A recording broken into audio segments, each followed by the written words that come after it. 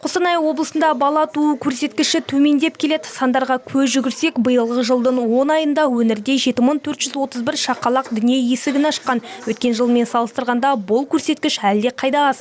Ақ халаттылар аталған мәселенің өзектілігін мойындап отыр. Көп жылдық тәжірибесі бар облысымыздың штаттан тыс бас акушер-гинекологы Иван Янсен бала туу көрсеткішінің азаюы 90-шы жылдары басталғанын айтады. У нас в области было... Бала туу көрсеткіші 90-шы жылдардан бастап азая бастады. Мен өзім осы уақытта маман ретінде қызмет атқардым. Ол кезде облысымыздағы халық саны миллионнан асатын. Дүниеге келген балалардың статистикасын жасап, жылдық есеп тапсыратынбыз. Сол жылы өмір есігін 24 мың сәби ашты. Ал өткен жылы дүниеге 10,5 мыңнан астам бала келді. Биыл туған сәбилердің саны 10 мыңға да жетпейді.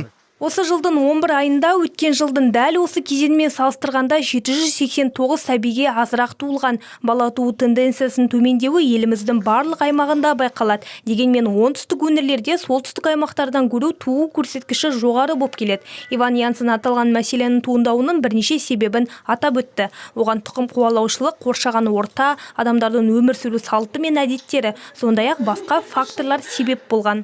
Небезопасные аборты, так называемые. Жасанды түсік жасайтындар сан азайған. Мұнда да төмендеу байқалады. Медицинада қауіпті түсік деген термин бар. Оны медициналық түсік деп айтып жатамыз. Қазір жасанды түсіктен кейінгі асқынулар бұрынғымен салыстырғанда азырақ кездеседі. Бұлайша айтқанда салада толық революция болды. Сонымен қатар облыста сәби өлімі төмендеп келеді. Иван Янсеннің сөзінше көрсеткіш 3 есеге азайған. Бұған мемлекет тарапынан бөлінген қолдау, денсаулық сақтау саласын дамуы мен тың технологиялар себеп болып отыр.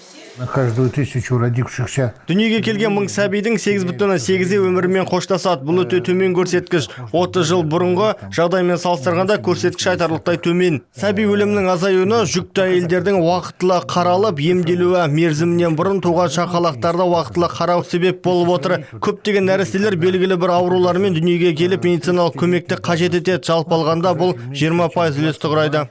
Мұндай оң өзгеріске аналардың денсаулығын жақсарту, перинаталдық және неонаталдық көмекті жетілдіру себептері әсер еткен. Ал дәрігерлердің сөзінше бала көтеруге ең ыңғайлы уақыт 18 бен 25 жас аралығы.